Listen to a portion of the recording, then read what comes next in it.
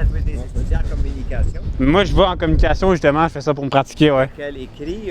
UQAM. À l'UQAM en communication journalisme. Écrit ou parler ou... Je vais voir, là. Je vais commencer, puis après ça, je vais aller dans une branche ou l'autre après. Mon fils a fait ça, il a un bac en communication. Ah, super.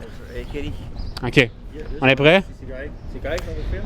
Ben oui, ça me fait plaisir. Parfait, merci. Donc, première question pour la fête nationale. J'imagine que vous êtes un expert. Votre nom, premièrement? Je m'appelle Jean-Pierre. Jean-Pierre, enchanté Jean-Pierre. Donc, première question pour la fête nationale.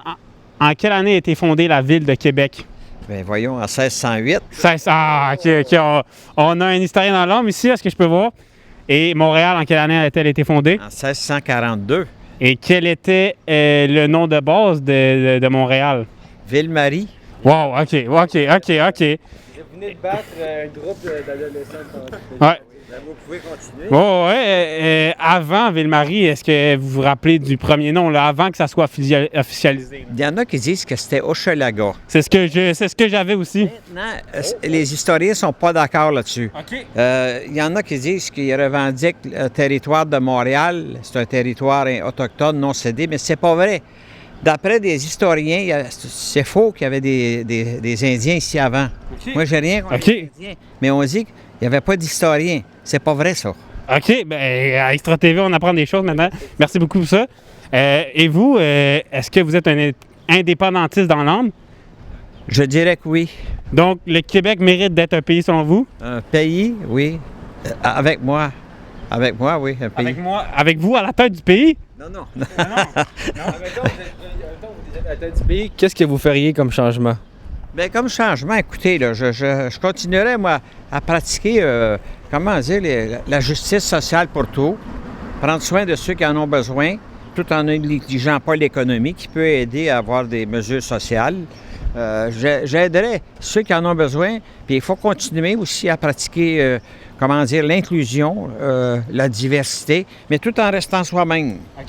OK, très intéressant. Donc, diminuer l'écart entre les classes sociales, c'est ce que je comprends. Oui, ça, absolument. Mais actuellement, premier ministre, ce que je ferais, monsieur, ce serait de réduire l'immigration. Ça nous en prend de l'immigration, mais là, actuellement, on a un taux au-dessus de nos moyens. On ne peut pas tous, bien, comme disait M. Legault, on va en accueillir moins, mais on va en prendre soin. Mais qu'est-ce que vous faites des besoins en main-d'œuvre? Les besoins en main-d'œuvre, souvent, ça, c'est promu par le patronat qui va avoir du cheap labor. OK. Et puis, sinon, durant la pandémie, est-ce que vous trouvez que le gouvernement Legault a bien fait? Mettons les mesures de confinement, les mesures de couvre-feu, qu'en pensez-vous? Oui, je pense que ça n'a pas été parfait. Il y a eu quelques erreurs. C'est humain. Mais oui, ils ont bien géré ça. Absolument. Beaucoup. Super. Est-ce que vous écoutez les conférences de presse à chaque jour? Je dirais pas chaque jour, mais une secousse, là, au pire, oui. Une secousse, ça représente combien de temps une secousse à peu près? Une secousse, au cas où quand ça allait très mal, là, j'écoutais ça assez souvent avec ma femme. Oui. Super. Et puis, Horacio Arruda, est-ce un héros national pour vous? Bien, au début de la pandémie, il y en a qui le mettaient en vedette.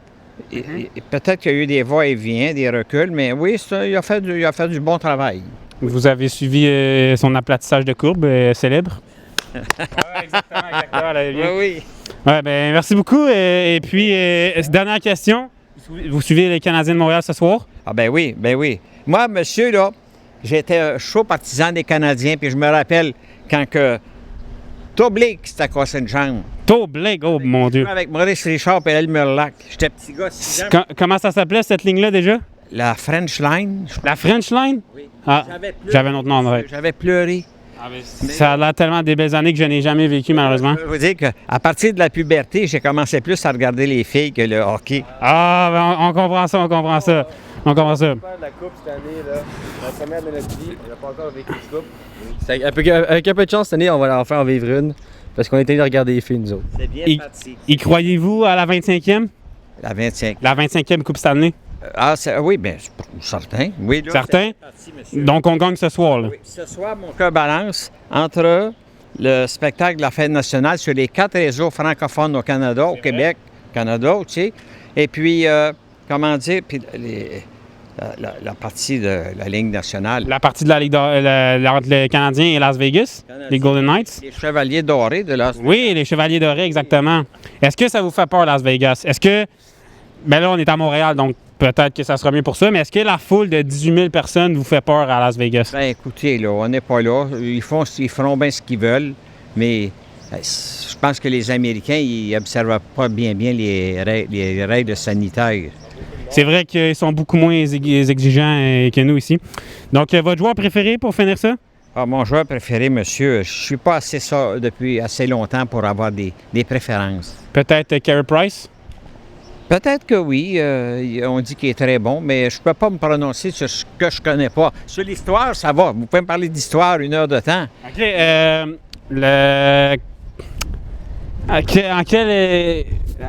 En quelle année sont les 5 Coupes Stanley de suite du Canadien de Montréal? Je pourrais pas répondre. Non? OK. Bon, ben là, Nous apprendre, par contre, sur l'histoire, un fait intéressant sur la ville de Montréal qu'on pourrait ne pas savoir, nous. n'importe quoi, nous, on va tient à être éduqués. Ma voisine, qui a 90 ans, je viens de lui parler. Vous regarderez là-bas, il y a des balcons décorés. Là. Ma voisine, 90 ans, son père, qui est mort à 100 ans, a rencontré Louis-Joseph Papineau. Oh, OK. Puis là, aujourd'hui, elle ne fête pas la fête nationale. C'est la fête des Patriotes qu'elle fête. Oui, parce que pour ceux qui ne savaient pas, Louis-Joseph Papineau était un leader patriote. Oui, monsieur, oui. Quelle année les gardes des patriotes? Ah, en 37-38. Exactement, exactement. Et puis, est-ce que Papineau était un leader pacifique ou qui pouvait prôner la violence? Le savez-vous? Écoutez, il voulait changer les lois, puis il a fait tout ce qu'il a pu pour changer les lois. Pacifiquement. Pacifiquement, oui. Puis là, à un moment donné, il voulait se défendre, là. Il voulait se défendre, c'est tout.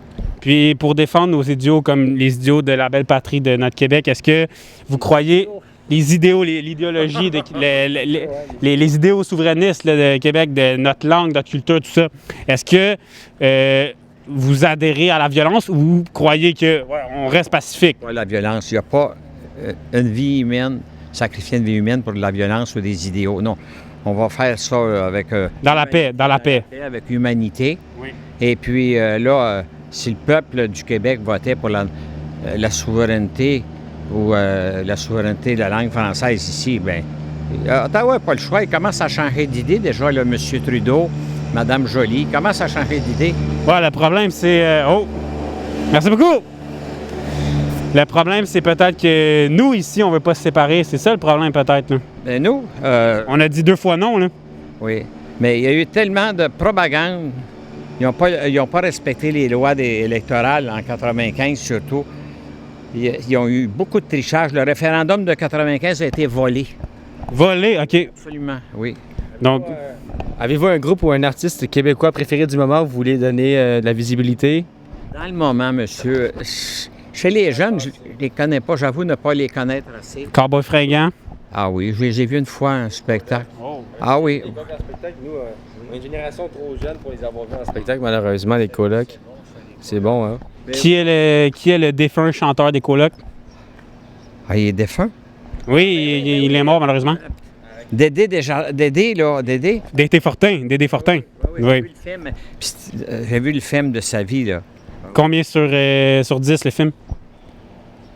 Une note sur 10. 9 sur 10. 9 sur 10, ça, c'est un excellent film.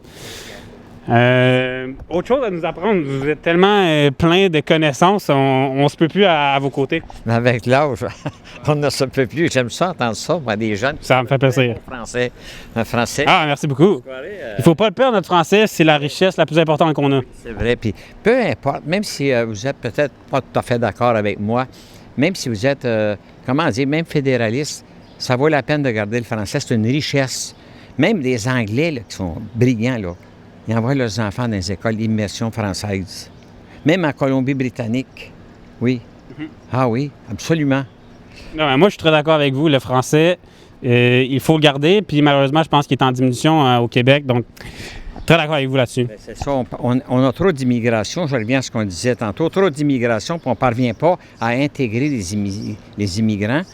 Et puis, après-midi, à la télévision, j'écoutais, il y avait des jeunes femmes, des dames d'origine africaine ou haïtienne. Ils m'ont fait quasiment pleurer. Comment ça, ils vous ont fait quasiment pleurer? Mhm. OK, on va dans l'émotion. Si vous voulez pas aller là, il n'y a pas de problème. Les filles disaient, on est venu ici, on est des enfants de la diversité, puis Québec, c'est notre patrie, notre vrai pays. Wow. J'ai failli, je suis venu les yeux pleins d'eau. Je comprends, c'est vraiment le fun d'entendre ça, mais il y en a d'autres pourtant qui sentent pas ce même sentiment d'appartenance-là. Là, et peut-être, que pensez-vous de la loi 21 avec, qui peut, avec les signes religieux là, que le gouvernement Legault a instauré il n'y a pas si longtemps que ça? Est-ce que vous croyez que ça nuit à ces communautés, ces ethnies différentes-là? Ça n'a pas nuit du tout. Moi, je suis monsieur, là, j'ai été élevé dans la religion catholique, dans l'eau bénite. Dans l'eau bénite? Dans catholique. Puis, C'est du vin dans votre sang, là. des fois, se transformer en vin. Oui, c'est un miracle. Hein? Et puis, je suis d'accord avec ça, qu'on se laïcise. Mais c'est pour ça qu'ils viennent ici puis ils devraient accepter les lois de la laïcité. Quand ils peuvent pratiquer la religion, on peut pratiquer notre religion chez nous ou dans le temple, la synagogue ou la mosquée. Mais pour travailler dans le service public, ils devraient enlever les signes religieux, ostentatoires en tout cas. Ben, ça me fait rien qu'il y ait une petite croix dans le cou, ou bien un petit, ils appellent ça un Fatima, le bracelet de Fatima, les musulmanes. Mais ils devraient enlever les signes ostentatoires. C'est de la provocation quasiment, monsieur. Donc, un turban ou un voile pour vous, c'est ostentatoire? Ben oui, absolument, oui. Donc c'est un problème pour vous que dans le secteur public du monde, par exemple, des enseignants enseignent avec des signes religieux à nous. Ça me dérange, moi, oui. Parfait, parfait. Bien, Ils sont bienvenus, puis il faut les respecter en tant qu'humains. bien sûr. Je suis bien d'accord avec ça. Et il faut faire leur éducation parce que souvent, ces femmes-là, il y a des affiches là, sur la rue Atlanticaine. Ceci est mon corps, c'est mon choix. C'est pas vrai. Ils sont endoctrinés par leur mari puis des imams fanatiques. OK. Oui. Et vous croyez que c'est le cas de toutes les femmes musulmanes? Non, il y a bien des musulmanes, monsieur, qui sont dévoilés. Mais est-ce que vous pensez qu'il y en a qui sont voilées, mais qui sont quand même pas des femmes soumises? Que c'est juste par choix de religion? Moi, je me fais l'avocat du diable, là. Je suis position neutre, là. Je penserais pas. Bonjour, madame. Bonjour. Bonjour. Je penserais pas. Non, je penserais pas que c'était des choix éclairés. Pas du tout. Puis ces femmes-là, là, il y a des associations d'Iraniennes, par exemple, qui sont emprisonnées là-bas, puis qui sont bien contentes d'être ici, puis ils sont pour la loi 21. Oui, absolument. Oui. Écoutez, on ne veut pas prendre plus longtemps de votre temps. Vous avez été très généreux. Ça fut un plaisir. Merci beaucoup. Ça me fait plaisir. Ça me fait bien plaisir. C'est Jean-Pierre, c'est ça? C'est Jean-Pierre, oui. Bien, merci beaucoup, Jean-Pierre. Moi, c'est Olivier. Merci. On a ici Charles-Antoine. Alexandre. Bref, ça fut... Les bons noms français. Bravo, messieurs. Merci beaucoup. Merci vraiment beaucoup de votre temps. Puis félicitations à vos parents. Bien, merci, ils vont le prendre. Ça a fait une bonne job. Au revoir, Olivier. Alexandre. Merci. Et Jean? Charles-Antoine. Charles-Antoine. Bonne fête nationale. Bonjour, messieurs. Merci. Salut.